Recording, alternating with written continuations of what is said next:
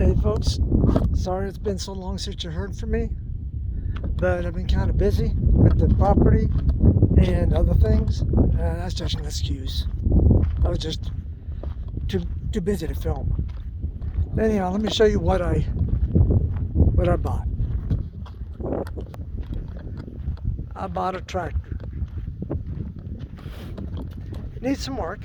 It's a 73 Ford 3000 tractor. I've been doing some work to it.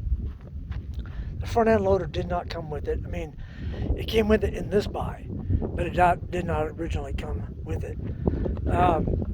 If you look down here, it was modified to It's quarter past 3. Fit the PTO in, PTO gear.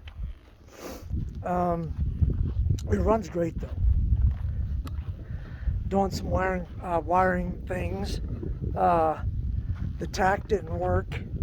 The oil pressure light didn't work.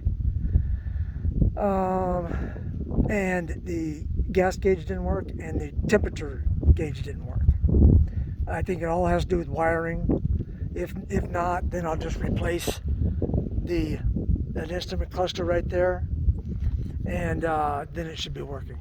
But right now, the reason why the oil temp is not working, oil pressure I should say, is not working, is because right down there, that pressure valve or pressure switch is not working.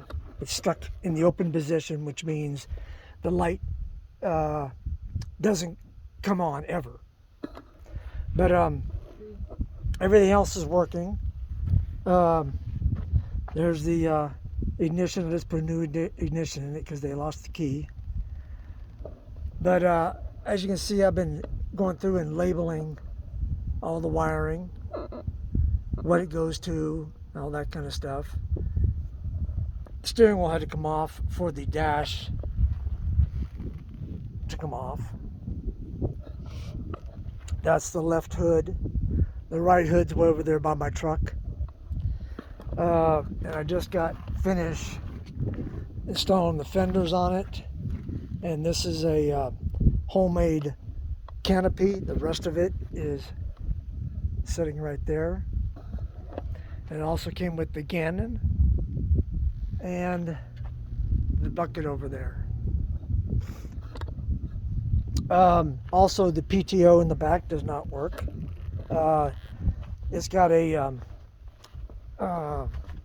there's a piston down underneath here, underneath this plate right here, and that's what those two bolt holes are for, to hold the piston in place. And the piston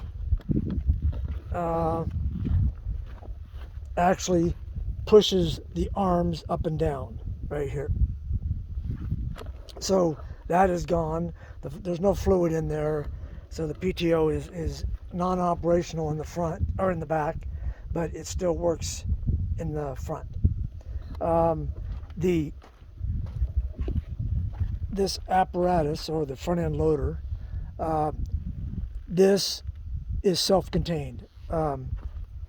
It's splined into the crankshaft because they added a coupler in there, and so it's splined into that. And so it's got its own pump, and the tubes, I think that one, I'm not sure which ones, are filled with fluid. So it has its own reservoir, but that's probably part of a lot of it right there. But it has its own controls right there. And it's a six-speed transmission. This is your high-low, this stick here, and then that's your shifting. And it's got 4 reverses. Yes, 4 reverses. 2 high and 2 low. So your 1 through 3 are with this thing actually to the back. Well, that's actually low. If you're going forward, If you shove that thing forward, it's in low. If you go back, it's in high.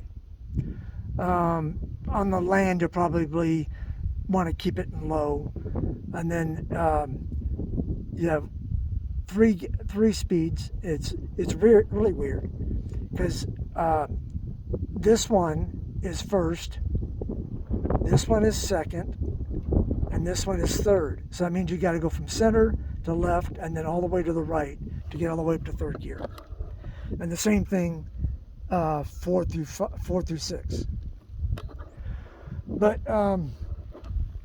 I just one thing these are not really, I wouldn't say notorious for, but what I see on YouTube is that everybody, when they buy one, they have to take the spindle out right there, and the bearing on the bottom of that is pretty much gone.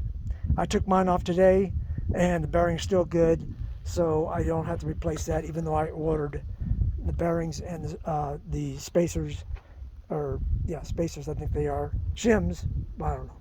Anyhow, that's what I've been up to. I've been going down and working on it at the owner's house for the last couple of weeks, and I knew all the things that were wrong with it. And so the other day I decided if she accepted my offer, then I would take it. I'm not going to tell you what that offer was, but they were asking $5. I didn't pay $5, but that would have been actually about a normal price. There's supposed to be a plate that comes in the front here. I think it mounts to that, and it didn't come with it. But you know, hey, this is rough. This is a 73. You know, what can you expect? But I think I'm gonna have fun with this on my land. I can probably take down quite a few mesquite with it. It's got wheel weights on it, and I'll probably might add more. I don't know. The front is funny on this. Is the front can't the back can lift more than the front. I don't understand that, but that's what Google tells me. But I had to have it trailered back to this property. But you know, we were able to drive it up on and drive it back down off the trailer. And as you can see, probably going to need to replace some lines here soon. I want to also do a pressure wash on this thing, get it all nice and clean. It wasn't that hard to get started. The biggest problem with this thing was it was out of gas, so we had to run on ether until we got fuel coming out the injector lines, and then we hooked it back up and fired it right up. Runs great. So anyhow, I just figured I would give you a quick rundown on the tractor, and let you know that I am still alive and loving life. Anyhow, we'll see you on the next video. I appreciate you sticking around on this channel, and hope everybody is doing well. So we'll see you for this time next time on another video. Bye.